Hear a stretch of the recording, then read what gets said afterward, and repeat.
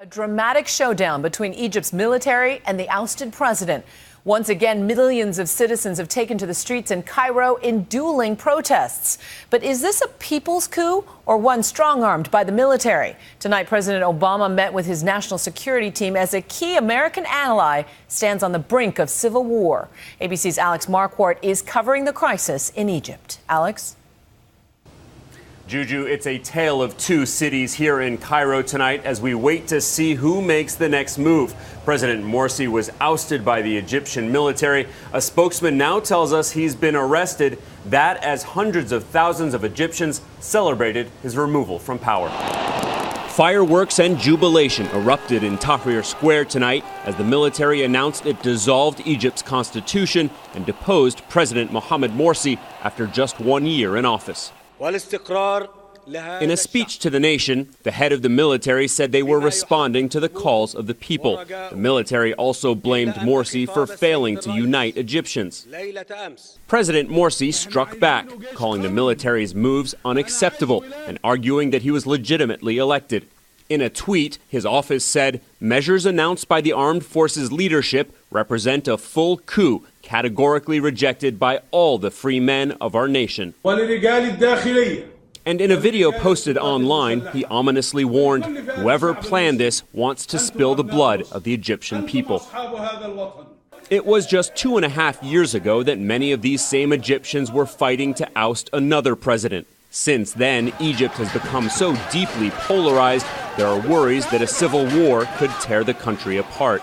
Mohamed Morsi made a lot of mistakes, and I think a lot of the decisions that he made over his first year in office did give people real reason to question his intentions with respect to democracy and the Brotherhood's ability to play a democratic game. The United States is watching events in Cairo closely. Egypt is one of the U.S.'s closest allies in the Middle East and one of the largest recipients of American dollars in foreign aid.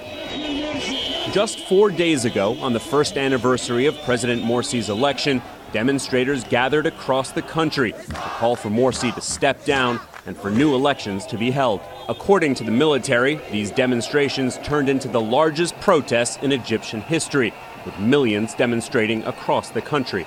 I want to send a message to President of Egypt, Mohamed Morsi Al-Ayad. You're not welcome here.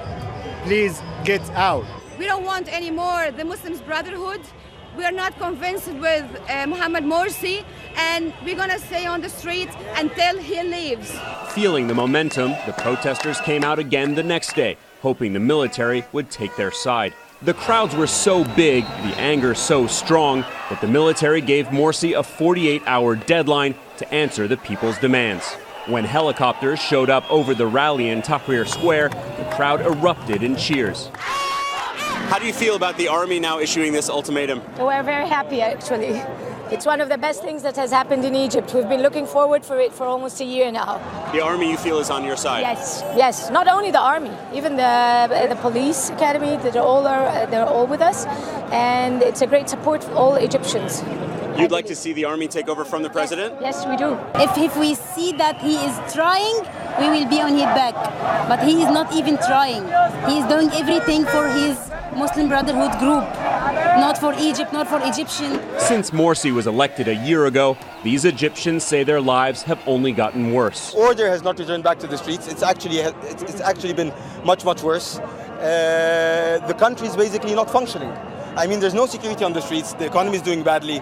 I have much less purchasing power than I used to. My business is not doing well. Tourism, once a lifeblood of the Egyptian economy, has plummeted. The Nile River, now empty of the traditional feluccas that once ferried tourists up and down the river. Gamal Abdelghani told us he used to give 20 rides a day. On this day, it was his first. How much money did you make this week? This week? This now is 10 pounds. Just 10 pounds? Less than $2? No working. The anti-Morsi faction also accused the Muslim Brotherhood, which Morsi belongs to, of imposing their Islamist values on Egyptian life and trying to control the country. They were doing it bit by bit. They were changing us. They were changing the way we dress up, the way we talk, the way we even deal within the society. Clashes have so far left 40 people dead in the last 4 days of protest. In a defiant speech last night, Morsi rejected the ultimatum and accused remnants of the old regime of hijacking the revolution and causing the unrest. Today, he let the ultimatum expire. As the hours passed with no word from the military, confusion and tension mounted. You have no idea who's running the country right now? Not right now, at this moment, we have no idea. Then came the announcement and an eruption on that famous square, the birthplace of one Egyptian revolution and now perhaps another one. This is the moment we've been waiting for 2 years and a half.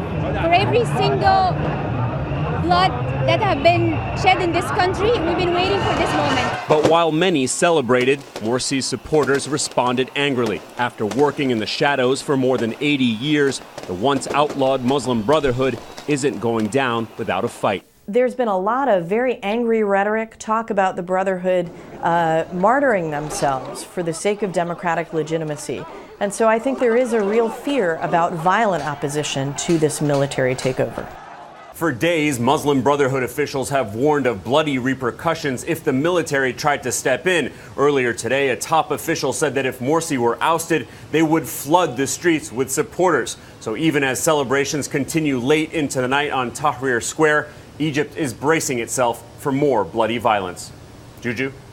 Our thanks to Alex Marquardt in Cairo. And now we turn to ABC's Global Affairs anchor, Christiane Amanpour, who joins me now with some valuable context. Thanks so much for being here. It's good to be here. Well, you were there in Tahrir Square as democracy took shape, and it was an emotional, historic moment. And yet you can't watch the events of the last few days and not wonder, is democracy failing in the Middle East? You know, Egypt is the bedrock of the Middle East. What happens in Egypt is likely to happen around that region. So everybody's closely watching, and of course it's a massively important US ally. It is a very young democracy. There are no political parties. That is why politics is happening in the streets. So you have President Morsi, who was elected, but is viewed to have failed to deliver on his promises. He didn't give them the economic wherewithal that they wanted. There's a lack of security, and he's viewed as tacking too far to Islamist base. So the other people who are in the streets are saying, no, hang on. We are now giving you a vote of no confidence with our feet, with our voices, with our bodies in the streets. And that's what's happening right now. And it's a tense standoff, and yet the U.S. is largely silent on the issue. What's fascinating is this diplomatic dance that's going on as to whether or not this was technically a military coup. Well, I think you're absolutely right. And you're going to see the U.S. and Western officials, democracies, are going to have a very hard time reacting to this. And they're going to twist themselves in contortions trying to figure out not to call it a coup. Because this would affect U.S. aid. It would affect relations with Egypt. And of course, it's a very important place. But what's really fascinating, and you'll see this explode all over social media, the anti-Morsi protesters are on a massive campaign to say this was not a coup. The military did not step in. They are merely enacting the will of the people. Look, it's a Supreme Court judge who's going to be the interim. But let's face it, the interim leadership is going to be umpired by the military. So no matter what you want to call it, the military is in charge right now. And the question is what's going to happen tomorrow, next week, and next month. Fascinating to watch events unfold, and always grateful to have your insights. Thanks, Christiane. Thank you, Juju.